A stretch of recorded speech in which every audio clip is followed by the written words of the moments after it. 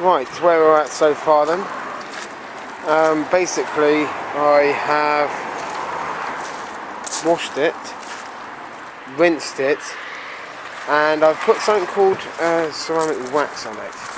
So it's a little bit shiny at the moment. Look at that, that looks much better from when I started the video. Even the wheels look. It's a shame about that dent. It really is. Otherwise that would be a nice looking car.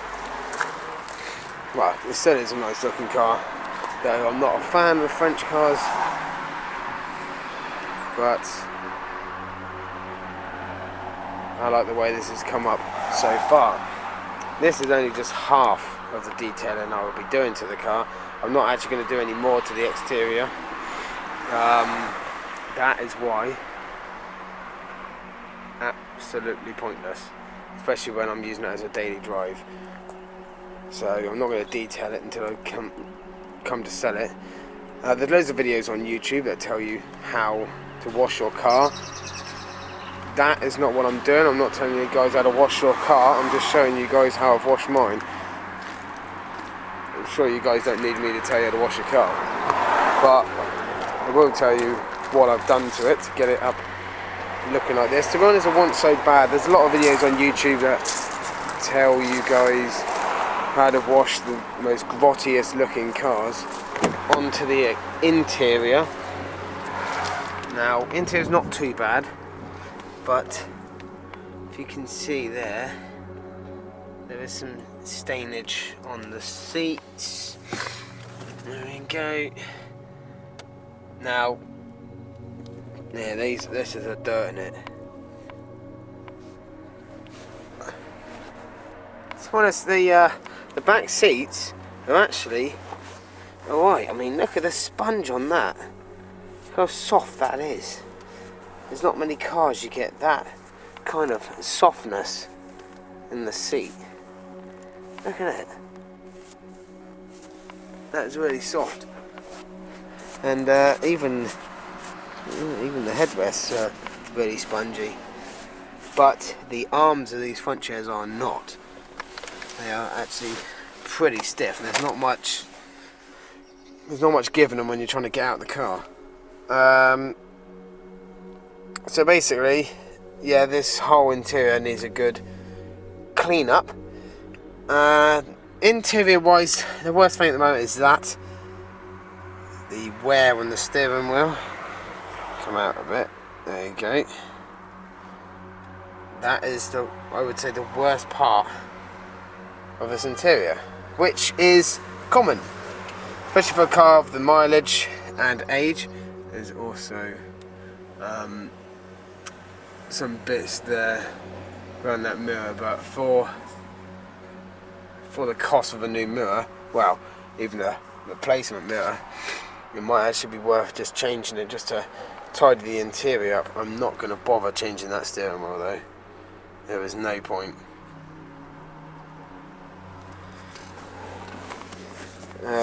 Wear and tear on the handbrake, door handles, the usual wear and tear. There's nothing on there because of how that's designed. If these door handles were designed better, I wouldn't have that kind of wear on it right now. If they were just left black and not coated in this kind of smooth, rubbery, textured grey stuff, it'd be a lot better looking than what it is now. Obviously, it's alright when the car's new, but when the car gets a certain age, things start deteriorating on it. So, right, there you go. That is the interior. It is a bit grotty. It's not too bad. I haven't actually found anything like change, like spare change. I have found, though, what appears to be some sweets of some sort down there. So, before it rains, while I wait for the exterior to dry, I'm going to give the interior a bit of a vacuuming. All inside here needs doing, but that is when I actually detail the car, so yeah. for now, I'm just going to... Oh yeah, there's another bad bit there. Just a little bit of wear on the seat there. But to be honest, that's nothing, like I said, considering its age and mileage.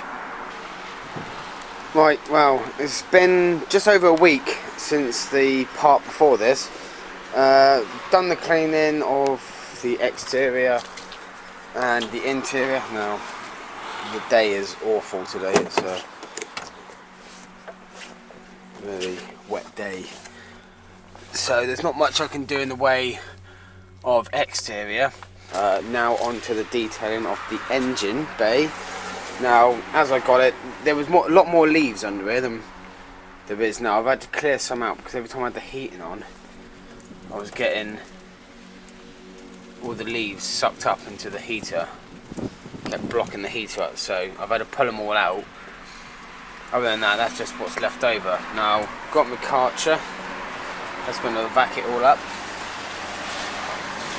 I'm not going to obviously record while I'm doing it because I can't do it while trying to hold the camera. I don't have a tripod or anything like that, so this is all done by hand. And like I said, it's a wet day and the camera's getting wet. And I don't know if any of it's going to get on the lens while I'm recording it. Found out what's going on here. This bumper is a bit loose. See, the whole lot.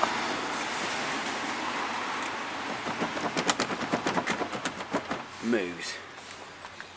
It's typical French built, so this is probably normal. I mean, look at it. Now I've got all the stuff to do these headlights as well, get them all cleaned up, but I can't really do them because of the wet weather. So I can't, I mean, there's two ways of doing it. You can either do it on the car or take the lights off. And given the fact that it's all pretty rammed in there, I can't be bothered to take it apart. So I would do it on the car. Therefore, then you would like tape up around the edges so you don't, because this involves sanding. You tape all the edges up so you don't scratch the paintwork around the light. But like I said, I can't, with the weather being as wet as it is, I can't put tape around it because it ain't going to stick because it's all wet. So I'm going to have to give that a miss today and come back when it's a drier day, do those lights. But like I said, I'll give the engine a good clean, get all these leaves, all these bits and bobs backed out, all the bit that's stuck in the engine backed out. Then I'll give the engine a good wash with proper engine cleaner that gets all the grease and crap off. Also do up underneath here as well. Get all the inside of the bonnet done. And then give it a final dressing, something to make the engine look nice. And there you go. That'll be it. My other project car is actually sat behind it. There's my other one, the Focus. There's no video on that because I've actually fixed everything that was wrong with it. The heating setting only worked on 4, didn't work on 1, 2 or 3. Fixed that. The driver's window didn't work, which is the common fault with these Focuses. That's fixed. The actual button as well for the window is broke, so that's fixed. That's got a new button on. So yeah, all the little, it's only, honestly, it was like very minor issues with it. I mean, to get that fixed and put an MOT on it, it cost me 100 quid. So 100 quid to get all the bits fixed and put an MOT on it. And I only paid 120 quid for the car. So that car owes me 220 quid, which I put it up for 500 quid, easily get back. I doubled my money pretty much. This one, at the moment I haven't decided what price I'm going to put it up for, but by next week when I come to put it up for sale, I will have a price for it. I'm looking at about 1,000 to about 950 to 1,000. I think I'll go for 950. Take anywhere between 850 and 950 for it. But that's at the moment. We'll see what the price on these cars get like in a week's time. It may devalue, it may go up in value. I doubt if it's going to change much, but since I bought the car has actually devalued by 50 quid. Funny enough. And typically enough as well. Right, I'm going to get on and get this all vacked out before everything gets wet and it gets hard to suck up. And I'll catch you guys when I'm done.